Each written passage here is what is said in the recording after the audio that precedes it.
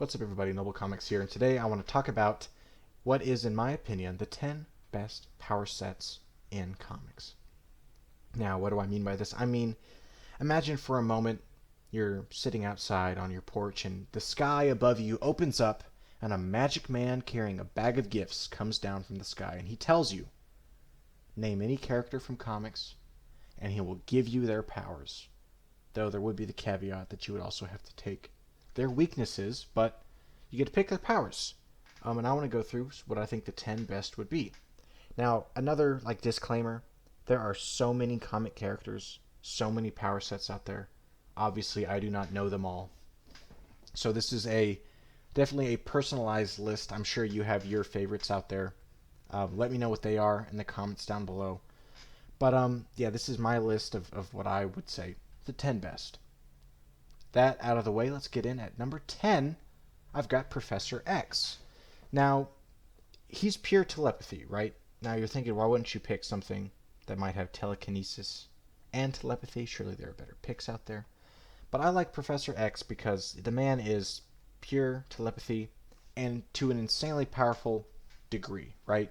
Communicate with the whole world, read minds, trick people, do pretty much a Jedi mind trick, being able to influence somebody's mind, which in day-to-day life, because again, we're kind of imagining that you're the only one who has powers.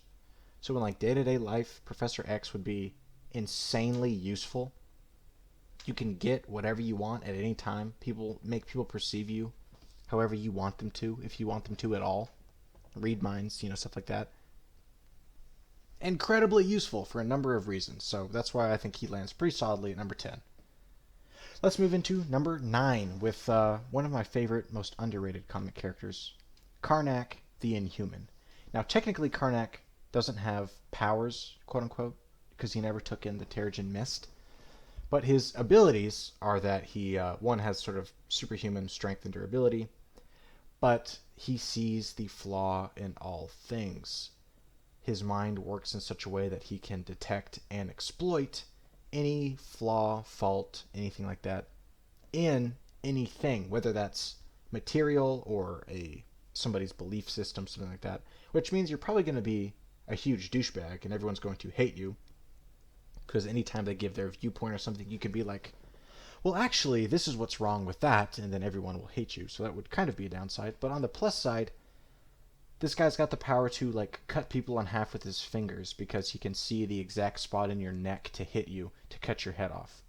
Or in one of my favorite scenes, somebody shoots a bullet at him, which I don't know what else they would shoot, but they shoot at him. And as the bullet's coming to him, he can see the fault in the bullet, and he managed to cut the bullet in half by, putting, just the right amount of pressure on that one part to split the bullet. He's, claimed that he could take down a helicarrier in one hit because he could hit the exact fault in it to make it break. Would be super cool. Again, definitely has some downsides, but talk about just extremely versatile everyday life that you could use for so many different things. Yeah, Karnak's in there. Number 8, ramping it up in the power level a little bit, we've got the Flash. Now, we're talking Wally West, right? The ability to move at insane superhuman speeds is incredibly powerful, right? It's pretty much being able to manipulate time, because when you have that enhanced perception at insane speeds, you can move as if the whole world is frozen still. You pretty much have infinite time in your day to do whatever you want, as well as being able to get from here to there instantaneously, pretty much. So there's really not much to it. It's pretty straightforward. Super speed. You can hit super hard. You can run super fast. You can be almost late to. You have a meeting at 4 o'clock. Okay, you can get out of bed at 4 o'clock and make it there on time, right? Because you're that fast. Not to mention the whole time manipulation thing, being able to run outrun time, speed force, and all that junk. So yeah, pretty straightforward. Number 7, we're taking on Magneto and the metal manipulation powers. Well, really electromagnetism. Now, this comes with a number of different sort of sub-abilities, right, when it comes to manipulating the electromagnetic spectrum, which you could just deep dive into what all you could do with that. But just the plain metal manipulation part of it is so handy and useful. Again, everyday life, you're the only one with powers. Being able to manipulate any kind of metal, you could still be subtle with it if you wanted to, or you could be, you could pick up an entire football stadium and drop it somewhere if that's what you really wanted to do. But insane versatility, insane power, everything today's metal, right? You could manipulate whatever you want to pretty much manipulate the entire physical world almost. But yeah, that's got to rank up there. It's just, pure, versatile, and fun powers you could have. Getting into number 6, we've got Shazam. Now, this one is fun because you could really have a solid alter ego, especially if you're younger, like Billy Batson, because your alter ego is a full-grown adult. No one's going to know that it's just a kid, behind the mask, but there's no mask, but it's like the alter ego. Plus, you get, speed, strength, lightning manipulation, durability, courage, or not courage, but you get all these different abilities sandwiched into one power set under Shazam. Incredibly useful, incredibly powerful. Puts you up there with like the likes of Superman, but it's magic, so it could be more fun. But and you get to say a fun word to activate your powers. So you could really just go with or without your powers if you didn't want to use them. If you do want to use them, you can, which is a kind of versatility that not many of these have. Going into number 5. Now, rounding out the top 5, this is an interesting one, and you may disagree, but I have Daredevil as my number 5. Now, again with the alter ego, it comes with that same sort of no one would ever expect it's you, that a blind man would be, this acrobatic crime fighter. But again, in the everyday world, having these insane enhanced senses would be such a benefit, especially if everyone thinks that you can't see them. Insane hearing, taste, touch, smell, everything like that would just be super beneficial and cool. And again, you could be a badass crime fighter if you wanted to. Or you could just use it to your advantage in like everyday life. The downside would be learning how to shut that off and filter it out would probably be pretty rough. And you're blind, which wouldn't really be a downside for you because you can see better than anybody, but maybe how other people treat you or perceive you, that could be a problem. But yeah, Daredevil I think is a solid number 5. Number 4, getting into really our top contenders here. We're getting up there. Number 4 is the Man of Steel himself, Superman. How could he not be up here? He just barely doesn't make the top 3, but I think you'll see why. Superman is the superhero, right? He's got the power set that so many other superheroes are based on. He's got the original super strength, super speed, flight, durability, laser vision, ice breath, X-ray vision, so on, so on. He is the de facto superhero, right? He's got everything you would want and more.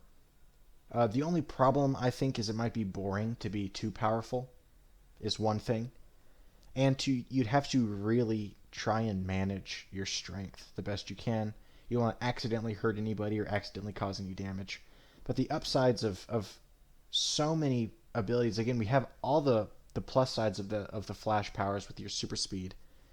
Everything with your pretty much all of Shazam's abilities with your super strength and everything like that. Plus, the heat vision, X-ray vision, etc., etc., right? Superman has to be up there, top 4 easily. But getting into the top 3, we've got Martian Manhunter. Okay. Let's get it out of the way. First of all, like I said, you have their weaknesses. The main downside of Martian Manhunter, your weakness is fire, which sucks. Make no mistake, though. I have a $70,000 sliver of radioactive meteor to stop the one from Metropolis. With you, all I need is a penny for a book of matches. Right? That's a bad weakness to have. Fire? Come on. But the upsides so much outweigh the downsides. You've got invisibility, density shifting, shape shifting, not to mention, again, super strength, super speed. Pretty much many of Superman's powers are packed into here. But the main thing, right? If you just wanted to go about your regular day, you could shapeshift into like the most handsome, perfect version of yourself. Density shifting is super dope to go intangible or go invisible if you wanted to. Shapeshift into whatever you want to get wherever you want to be. And, obviously it's combat advantages. Not to mention, of course, hugely telepathic abilities, telekinetic and telepathic abilities. So you get pretty much all of Professor X's powers, most of the Flash's powers, most of Superman's powers, and you can shapeshift, and you can density shift, and you can go invisible. Um, it's like peak power set that you would want. It does have a huge drawback in fire being your weakness, but it's so high up there. Which brings us to number 1 and number 2. Like I said, these are going to lean on really where it gets into personal opinion and where the fun factor really starts to sink in. We see that a lot with number 2, Spider-Man's powers.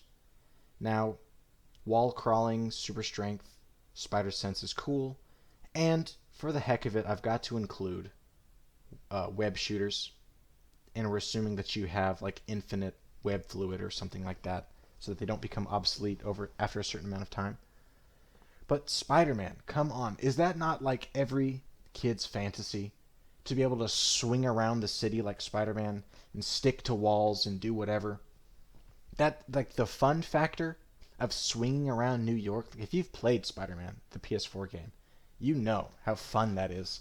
And just like the wild agility and strength, the spider sense, just so high octane and fun.